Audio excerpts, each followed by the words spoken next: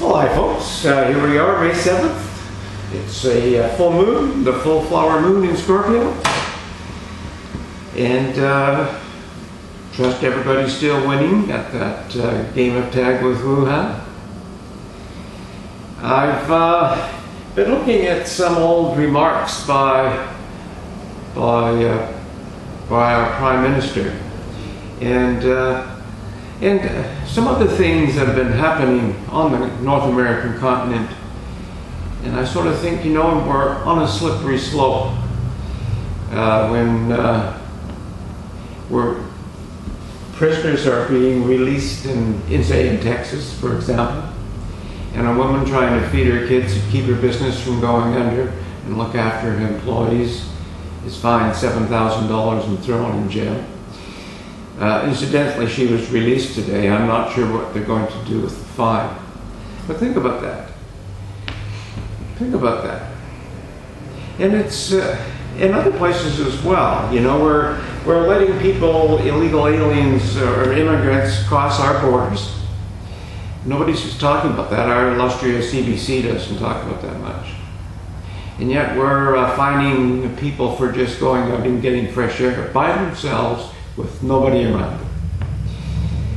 You know, we're really on a slippery slope. I think when an adult talks to the Premier of BC or asks the Premier of BC a question after his press conference on getting the country back to, the province back to work, is it okay if she hugs her mother on Mother's Day? Now, I'm not sure if that was a facetious question or if this lady, if it was for real. But here is an adult asking the government if she can hug her mother. I have a link to Anastasia Lin, former Miss Canada, from China originally, and some of her comments are interesting. She's at a debate and proposing some ideas that were defeated, but she's a very eloquent speaker. And I suggest one watch that. You know, as I look at people, I see Trudeau's approval rating is about 54%. I think that was the last poll I looked at. And I don't know, because I think we're on a slippery slope when the Prime Minister continues to come out of his bedroom and on his front steps without debate, without parliamentary discussion, bans things, hands out things, and speaks to the country as if we're all in grade 3. I think we're on a slippery slope if we're getting excited about that. Maybe the people who really love that would do well in China, because they treat their people that way. But don't take my word for it. I've not been to China. I have a good friend who's from China, and I pick her brain now and again. She's now a Canadian citizen. And this Ms. Lin has listened to her talk, and just ask yourself, do you want to live that way in Canada?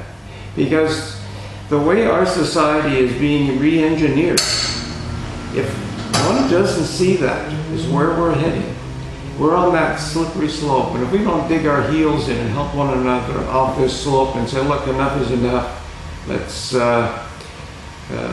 this is not the way we want to go. Or maybe that's the way people do.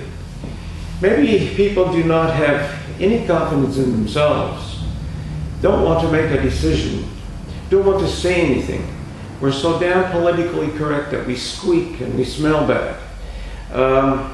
So damn politically correct that we have to ask a premier if it's okay to hug your mother. I mean, we're adults. Think about that. Just think about that. So I think we're really on a slippery slope. So anyway, I was going to go to the boat today and do some shots from there, but I had some other errands in that to run, and you know, I was in a lineup all damn day.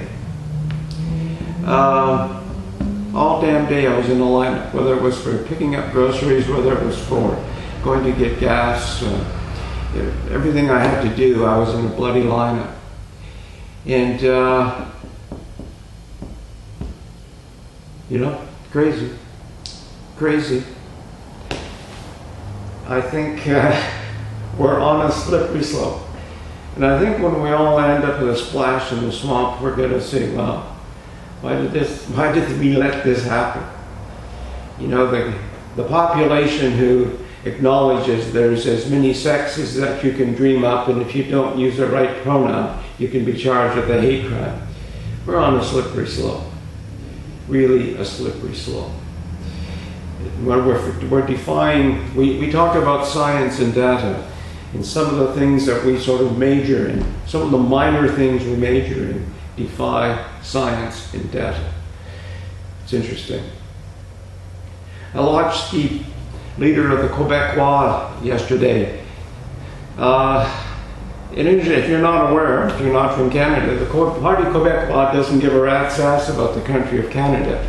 They're just concerned about the province of Quebec. And they said their oil is dead, gas is dead. The Green Party was agreeing with them. Oil is dead, gas is dead. We're going to continue on. We're not buying gas from Alberta. Alberta can go to hell, so to speak. I mean, it's too expensive, blah, blah, blah, it's dirty gas, dirty oil. Yet, they'll sell, that same province would spend millions of dollars buying and getting oil from Saudi Arabia. Here's a province who claims they're into human rights. They're into the rights of the human being. Yet they'll purchase gas from Saudi Arabia, again, who doesn't give a rat's ass about human rights. And their whole culture is different when it comes to women. It's interesting. And yet we'll say to Alberta, we're not interested in giving you a hand. Get out of here. Just send us more money because we need more money to top up our pensions. I think we should just tell Quebec to frig off. That's what I mean. This has been going on for a long time, and we keep pandering to them. And it's not the Quebec people. The Quebec people are really, really nice. Maybe they're the ones that should stand up and tell the bloc to bugger off. It's like the Chinese people. The Chinese people that I know are just really brilliant, nice, hardworking, smart people. But their Communist Party is, just leaves a whole lot to be desired. And again, listen to Ms. Lin and her speech. See what you think. Of course, I've got some old comments of Trudeau on China, on Trudeau on Cuba. Those are interesting as well. And Bill Gates